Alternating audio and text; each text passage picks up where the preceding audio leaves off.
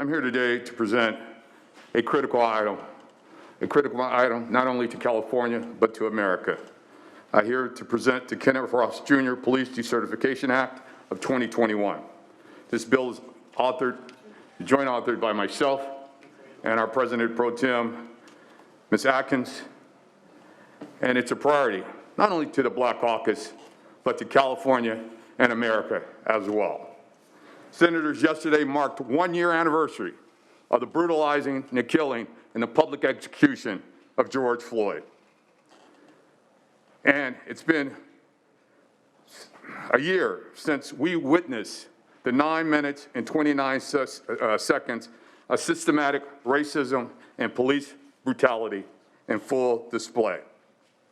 A few days later, many of us in this chamber stood together outside this Capitol in honor of Floyd's life and vowed not to be complicit, to be bold, to be brave, and push for meaningful police reform. Unfortunately, a lot of that has not happened yet. What has changed over the last year? Millions of Americans have recognized that Black Americans have known for centuries that there are two types of policing in this country. That racism is systematic in this country, and that racism and policing can be fatal and is fatal if you're a person of color. Massive protests reshaped our cities and made us take a second look at how we fund and oversee our police departments. And we as legislators have passed several well-meaning and effective police reform bills. However, there's still much to be done. Since the killing of George Floyd, almost 1,000 people have been killed. And the real tragedy is that most of them are Black and brown. They have been shot running from the police. 1 in 10 happen here in California. And as I stated, the majority are Black and brown individuals. This does not mean law enforcement is bad at their job or not sufficiently trained. Law enforcement shows plenty of restraint when it comes to dealing with armed white men. It's not about training, because they get it right 95% of the time when they encounter not only white men, but white men with guns. Individuals like Jeffrey Nicholas, who killed 2 deputies in Texas this month. Peter Manfred Fredino, sorry for messing up the name, kidnapped and murdered multiple individuals in Maryland. Greg and Travis McMichael, who killed Ahmaud Arbery simply by jogging. Robert Long, who committed a violent shooting spree of Asian women this year in Atlanta. And Kyle Rittenhouse, the 17-year-old who shot 3 people and killed one walking down the street with an assault weapon. An officer simply waved at him. And know what all these folks have in common? They were white armed men. And they will have their day in court, because we have seen law enforcement values the lives of white men who are armed more so than Black and brown people fleeing from police, running from police, because they fear the police. They don't hate the police, they fear the police. But like I say, Black and brown people are not afforded the same patience, nor the same restraint, or the same respect and reverence for life. Kenneth Ross Jr., Aldris Guardado, Dijon Kizzee, Stephon Clark, Sean Monterosa, Mauricio Barron, Mario Gonzalez Arnelas, Abraham Ortiz, Jonathan Coronel, Nicholas Pimentel, and Ronell Foster are just some of the Californians who have been killed by police in the last 5 years. Ask their parents, ask their loved ones how they feel. None of whom were armed. And while some of the officers involved have been charged, none have been convicted of murder. Since 2005, 140 officers have been charged with murder or manslaughter. I'm sad to say, only 7 were convicted. Wouldn't you like to have those odds of getting things right all the time? What happened to George Floyd was not rare. What is rare was that the murderer, Officer Chauvin, was held accountable. That's a rarity here in California or in America when it comes to charging and prosecuting police officers. Police accountability is the most serious and the most egregious offense, and it's what we're looking for to accomplish with this bill. This is not an anti-police measure by no stretch of the imagination. This measure does two things.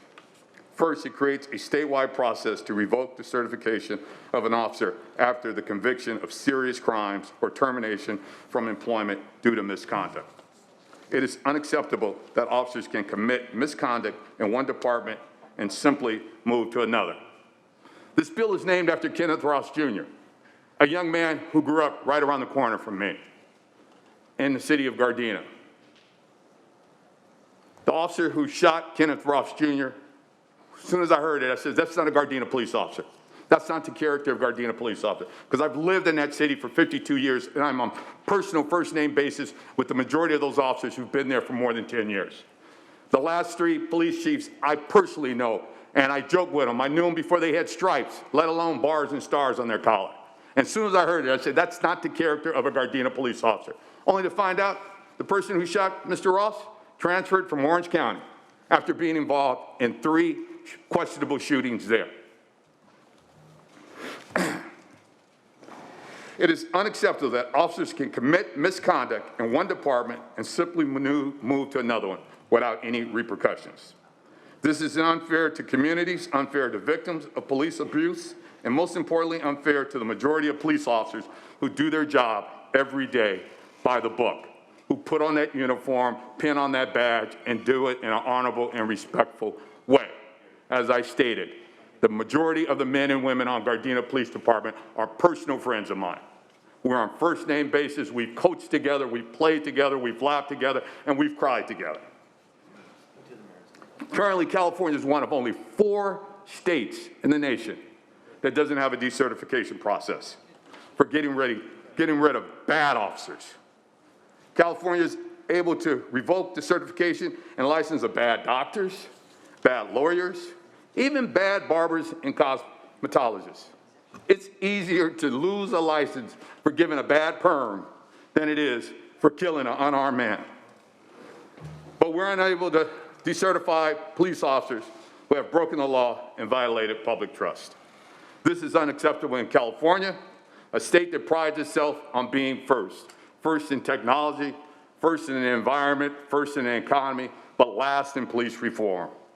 And secondly, this bill makes several changes to strengthen the Tom Bain Civil Rights Act, ensuring that peace officers are held accountable in court for violating a person's civil rights.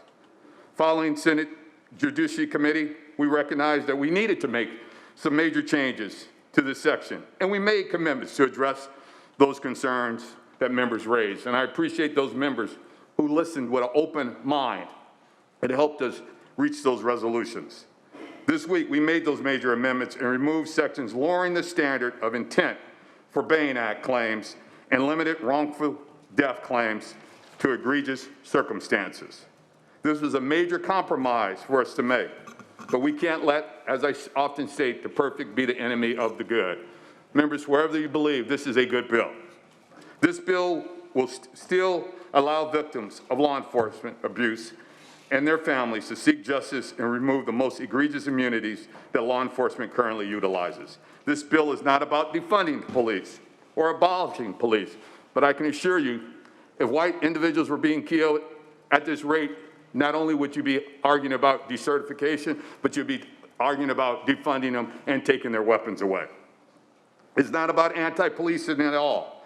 Rather, it's about anti-bad police. This bill is about removing a bad officer in our state, and we all know they exist, who are committing serious misconduct and breaking the trust between communities and law enforcement. This isn't a perfect bill by no stretch of the imagination, but this is a bill that our community can trust and is worthy of moving forward. It is still a lot of work to be done, and if anybody knows me, I will continue to do the work. I absolutely remain committed to working with all stakeholders, but we cannot wait on this issue, members. How many more lives do we need to lose?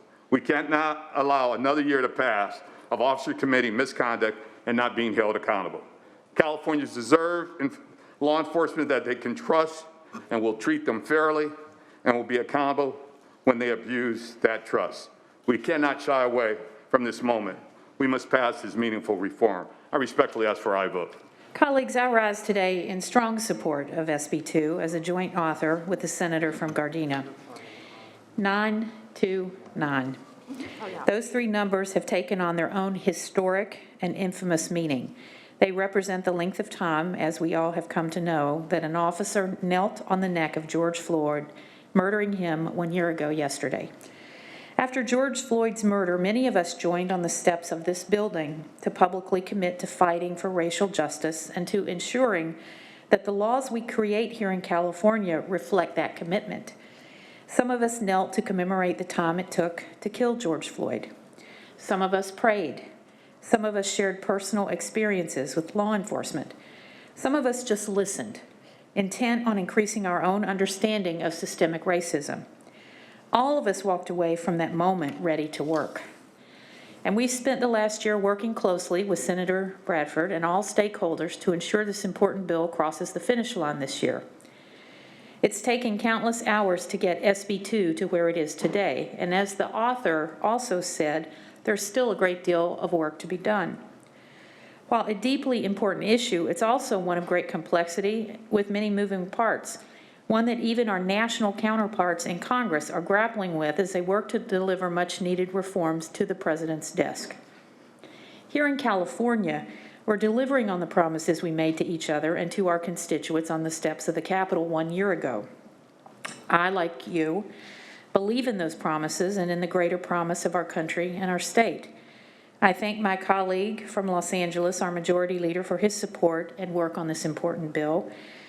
And above all, I thank my colleague from Gardena for his tireless dedication on this piece of legislation and to this vital issue. As we did with AB 392, the Senate will continue to work with our Assembly colleagues, the California Legislative Black Caucus, and in fact all stakeholders to help this bill reach the governor's desk this year. Senators, I very respectfully ask for your aye vote. I too want to add my voice, and I thank the author, I thank our pro tem, I thank our majority leader for their words. I add my voice because although police brutality and violence on African Americans is historic and deep for hundreds of years in this country, I would say that in California at least, the number of Latinos killed at the hands of police is also substantial and significant and wrong. I too had to have the conversation with my son and his older brother about what to fear and how to act if they were stopped by officers. After raising him to respect and admire law enforcement, for me, this is about accountability. I ask your aye vote. Thank you. I rise in support of SB 2 and applaud my colleague from Gardena for carrying this bill and the water this year on this particular issue. You know, SB 2 is really just a continued step in re-engineering policy back to its appropriate intent. Sometimes not original intent, but appropriate intent. And I would submit that SB 2 is about protecting citizens, protecting law enforcement, and protecting local government. And I believe that all of that can coexist. You know, the reality is today, practice is not consistent. That's what we've been talking about. Practices are not consistent. Policies are not consistently applied, consistently enforced. That is the issue. How do I know this? Well, I'll just share two examples that happened like just one last week and one 2 months ago. In the Southgate area, a young Latina was having, something had gone awry. Two law enforcement officers came to get her. She got into an altercation. She was unarmed. She was mad. The one officer handcuffed her, threw her to the ground on the grass, and literally started punching her in the face. In the face. His partner then stopped him. You saw it on video, stopped him and said, don't do that. Take a pause. And he did. And you saw the reset happen in his head. And then they continued on with this conversation about why she had been arrested. Last weekend in Huntington Beach, there was a party, some kind of celebratory party, and thousands of young people showed up for this party that was fake, okay? And they were irritated.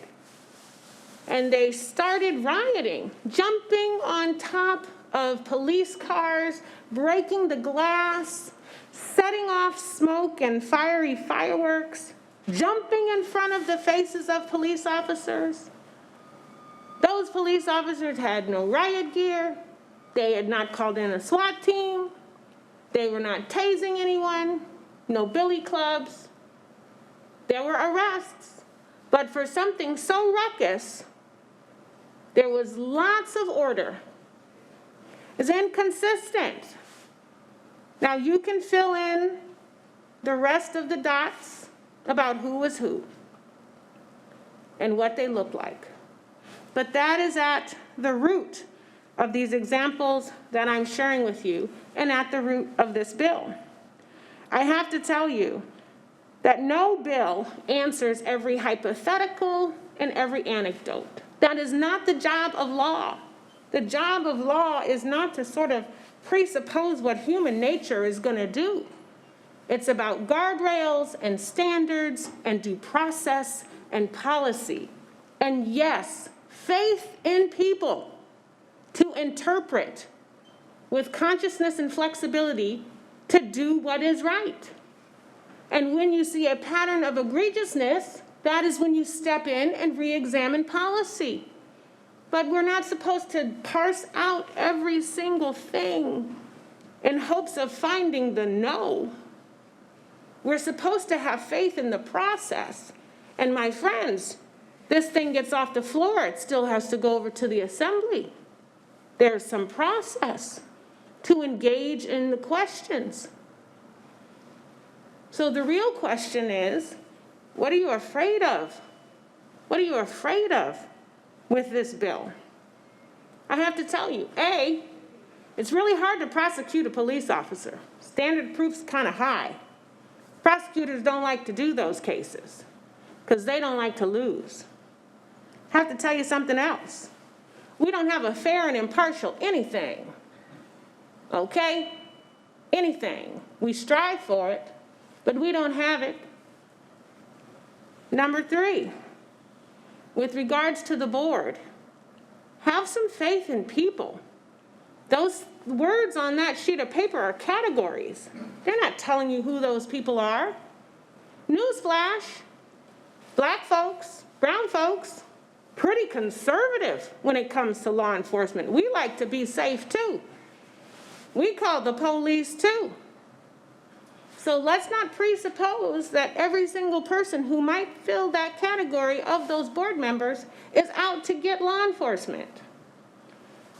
I prefer to think that we will pass this, that it will go to the assembly, and that people who care about the issue, that people who care about their neighbors, that people who care about their brethren who are law enforcement will continue to talk about SB 2, to tweak it in ways that make it more righteous. But also consider this.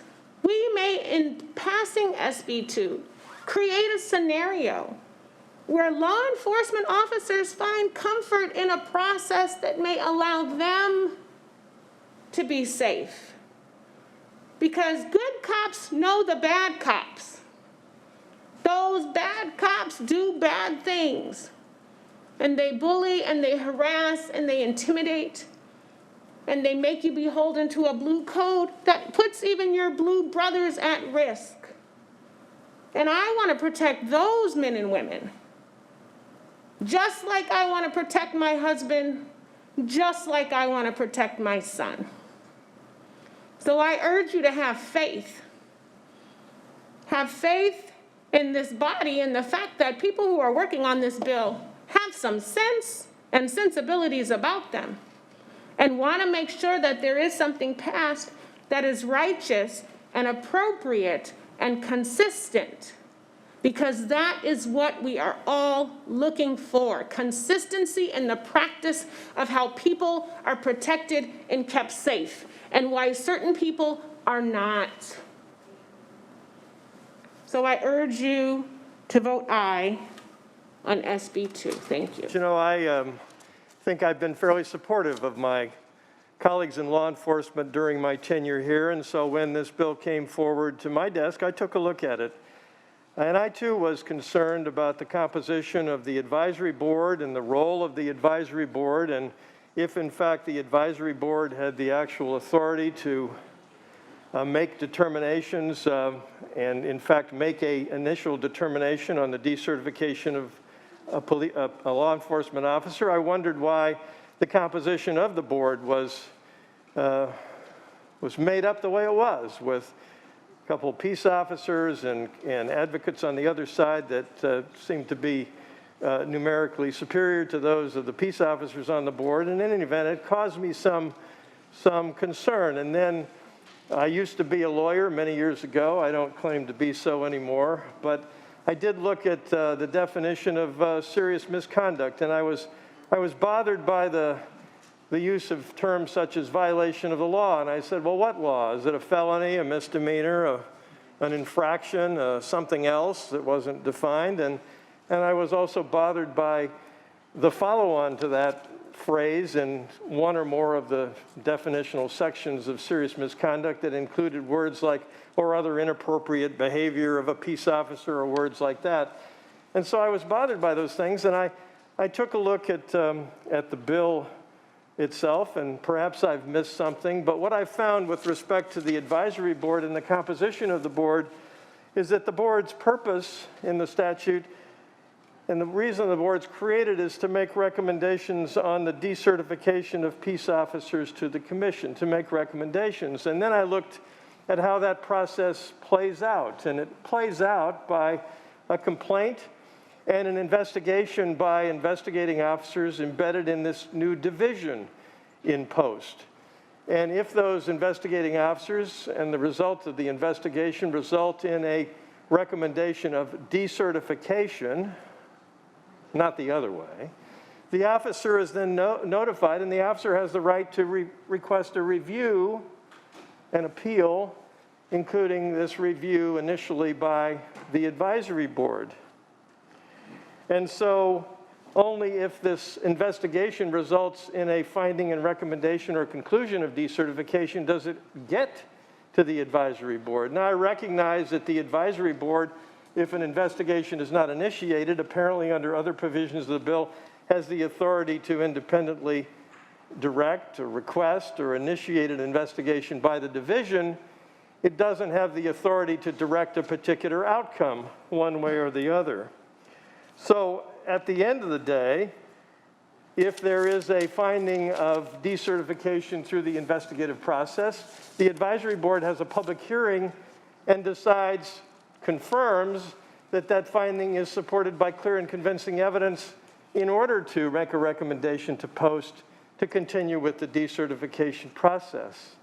The advisory board does not have the authority, if the investigation concludes that decertification is inappropriate, as I read the bill, to reverse the determination of the investigator and the division and independently initiate a process to decertify. I'll stand corrected if somebody can point me to a section. The sections are, in this particular case, 13.510.85, sub A, et cetera. So to the extent that the board can't reverse, can't independently come up with a recommendation of decertification and move that forward to post, while I still have concerns about the composition of the advisory board and think from a public perception standpoint, if you're going to have two peace officers and you want community advocates on the other side, maybe those should be limited to two. I have questions about why you would make a lawyer, having been one myself, a member of an advisory board as opposed to being an advisor to the advisory board. I'm not sure that these concerns are necessarily determinative. And I think in this particular case, certainly, the process needs to move forward, and in appropriate cases, officers need to be decertified. And as I may have mentioned, my concerns over the vagueness of the definition of serious misconduct, while I think if those are not cured, there are, not being a constitutional lawyer, there are constitutional questions here about vagueness and whether due process is satisfied. I'm confident and comfortable enough to let the regulatory process move forward and let the regulatory process flesh out those terms, put meat on the bones so that the officers involved and those that are judging the officers have sufficient detail to make a determination in this very, very important case. So with those comments, I will be supporting the measure today. Let me start out by thanking each and every one of my colleagues who lent their voice to this discussion this afternoon. It's a critical voice that needs to be heard, and it's an issue that truly its time has come. And I've learned in my 20-plus years as an elected official, the hardest thing are the simplest things. The hardest things that get done are the things that make the most sense. And this is one of those situations which it makes the most sense. Because if you look inside your heart and be truthful about yourself, you have to admit there's two different policing standards here in California and across the nation. And it's not adhered to by the entire law enforcement, but there are individuals who clearly show bias. There's individuals who clearly commit crimes, and it's individuals who should truly be held accountable. This bill is about trust. It's about accountability. It's about fairness. This is not an anti-police bill. It's an anti-bad cop bill. And again, that's who we are targeting. And if your head is in the sand, if you don't believe they're bad cops, they're bad cops. There's cops who are gang members. There are cops who are rapists. There are cops who are murderers. There are cops who are all those things, framing people. And that's the reality. Because just because you put on a uniform and a badge doesn't remove you from those human frailties and those sins, because they do commit them. And again, I have family members who are police officers. I have childhood friends who are police officers. I have a good friend that we've been friends for 40-plus years. He just wrote a book, Being Black and Blue, explaining his 35-year experience as an LAPD officer, being black and blue, and the biases that he faced as a police officer, the biases that he clearly saw in the communities of color versus when he was patrolling the West Side, and everybody was given the benefit of the doubt when they didn't look like him. Being given the benefit of the doubt. And this is what this is all about, treating people fairly, but holding those officers accountable who do not treat people fairly. There is a double standard. And if you don't want to believe that, members, I don't know what I can do to convince you of that. Because again, if my white brothers and sisters were being treated in the same way as black and brown people, and as my other colleague from LA says, Latinos are being killed at a higher rate than African Americans right now by law enforcement. But I guess it's fine, because if you live in Laguna Niguel, Fresno, Beaver, Fullerton, Orinda, Bakersfield, Santee, Sanger, Irvine, Santa Clarita, you never hear about those issues. You never see a person being dragged out of their house, handcuffed, and being beaten to death or shot. It doesn't happen in those communities. But it does if you're black and brown, even if you live in affluent communities. Ask former Senator Kevin Murray, who was profiled in Beverly Hills, dragged out of his car, and felony proned out in the middle of Rodale Drive. A state senator. He wasn't given the benefit of the doubt. And this is all this is about, holding those officers accountable who truly abuse their power. And they do exist. They're not the majority of the men and women who put that uniform on, because again, we would have anarchy in the street if that were the case. But those bad officers do exist. this bill provides a fair, transparent way. And if we're going to haggle about the composition of the task force and advisory board that's there to make recommendations, at the end of the day, Post still has the final say. They still have the final say. But something striking you guys should know, most police shootings are never reported. They're not obligated to report that. Law enforcement was not ever obligated to report the number of people who are being shot. It's only because of legislation that has now demanded that information come forward.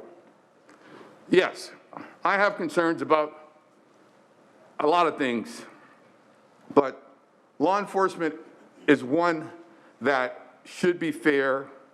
It should be where we trust those men and women who respond to a call. A lot of times people are hesitant to call the police because they're fearful of what might happen when they get there. We've seen story after story. And I, as a black man, my story is probably unique, far different from most of you guys, because I assure you, my white colleagues have never had to talk. Your parents never had to give you that talk. You never had to give that talk to your children.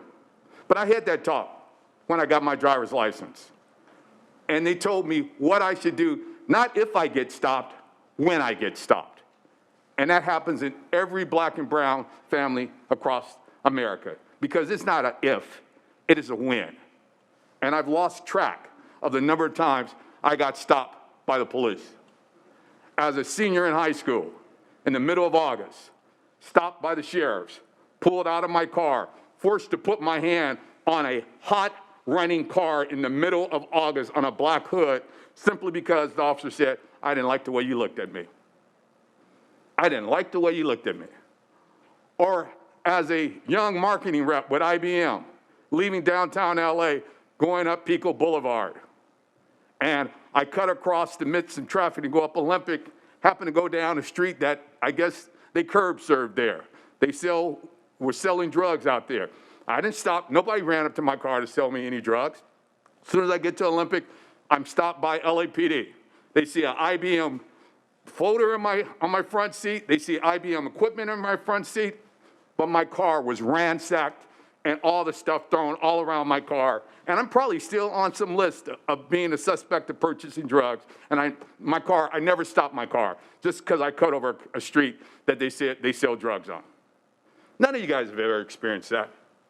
Those are the things that happen all the day, all the time. And those are bad officers who do that. And the officer who pulled me out of my car as a high school senior, about 15 years later, there were a list of questionable sheriffs in LAPD. I never would forget that officer's name. He was at the top of the list. He was at the top of the list. So I'm here to tell you, I don't know what I can say to convince you that this is the right thing to do. This is truly the right thing to do if we want to have trust, if we want to have confidence. And one of my colleagues said about who wants this. The majority of Californians have clearly gone on record. The majority of Americans have gone on record and said, we need police reform here in America. We need it. How many more lives need to be lost unnecessarily? How many more? What do you put? More value on a composition on a board or the loss of life? I'd rather haggle over the composition of a board than allow lives to continue to be lost. But some of us are using that as our reason to hide behind this. Dr. King often stated, there comes a time when one must take a position that's neither safe, nor politic, nor popular. But he or she takes that position because their conscience tells them it's the right thing to do. What does your conscience tell you today, members? This is the right thing to do. This is the right thing to do. And a no vote on this measure says, I'm fine with leaving the knee on the neck of Californians. I'm fine on leaving the knee of the neck of Americans, especially people of color, whether you live in a marginalized community or a poor community. Again, Kevin Ross Jr. lived in my neighborhood. He was shot at the park that I grew up playing at, a park that I coached for 16 years, a park that I host a jazz festival that some of you here have attended. I don't live in a bad neighborhood. The majority of my section in my neighborhood is, yes, African American. We make up the highest education and highest income per capita for the 52 years that my family has lived there. So we don't live in a high crime area. But Kenneth Ross Jr., running across the park, got shot in the back twice. And I can go on and on and on about the number of individuals who were mistreated. Let's start with Rodney King. We all remember that. Beaten almost within an inch of his life by 4 officers simply because he was speeding. And a Hyundai. Last time a Hyundai did 90 miles an hour is probably going downhill with no brakes. Eula Love, a single mother who was shot on her porch simply because she held a knife on the porch and said, I don't want my gas to be turned off so I can feed my kids and heat my home. Ron Settles, a young man, All-American football player, on his way to the NFL, stopped by Signal Hill Police Department, and hours later, he's mysteriously hung in his cell. Was anybody ever charged on that? No. Ezell Ford, a young African-American man on his knees with his hands up, and he's still shot. Dijon Kinsey, on the night last year where we're debating this bill, Dijon Kinsey is being executed by the Sheriff's Department. Andres Guardado, a young man in my district, working as a security guard, planning to go to college, and he's running away from the police, and he's shot in the back. Or Oscar Grant, waiting for a train, or on a train on New Year's Eve, after leaving a party. Felony proned out with his hands cuffed behind his back, and he's shot. And we all know about Stephon Clark, just down the road from here. How many of you guys would be okay if your grandchild was killed in your backyard and all they had was a cell phone? But it happens. It happens. But it doesn't happen in your neighborhoods. It doesn't happen to your family. It doesn't happen to your kids. And this is all we're seeing. Let's make the process fair. Let's make people, hold people accountable. Let's, do what's right. And I don't think anyone has been badgered about race when it comes to this issue. But the 800-pound elephant in the room is race on everything that we do. This pandemic has shown where the fissures exist in America, whether it's health disparities, whether it's housing, whether it's education, having internet, whether it's fair policing. Race is at the center of all of those things. So having an uncomfortable conversation about race, I'm sorry, my mother has a saying, a hit dog yells the loudest. So if we struck a nerve, hey, God bless you. But there's no ambiguity here. This is a straightforward measure. It's a measure of common sense. It's a measure whose time has come, and I respectfully ask for your aye vote.